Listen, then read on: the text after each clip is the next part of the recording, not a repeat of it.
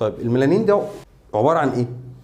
الميلانين ده بيتصنع في خلايا تحت شويه هنا اسمها ميلانوسايت.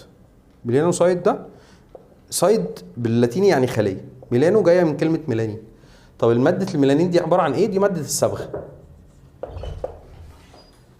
تمام؟ فبالتالي الميلانوسايت بتصنع الميلانين وتبعته للطبقه اللي فوق دي. كل ما تزيد كثافه الميلانين كل ما الصبغه تغمق شويه، كل ما تزيد اكتر تغمق شويه. ودي طبعا اللي بيحصل فيها مشاكل بعد كده بقى مع مثلا تقدم السن او في المصيف او في اي حاجه بتعمل زياده في افراز الميلانوسايت دي هتبدا ايه؟ تعمل ميلانين. طب ايه وظيفه الميلانين ده؟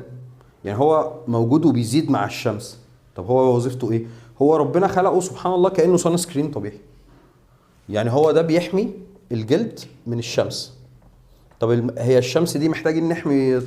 طب يعني لو تعرضنا للشمس ايه اللي هيحصل يعني؟ هيتحرق صح؟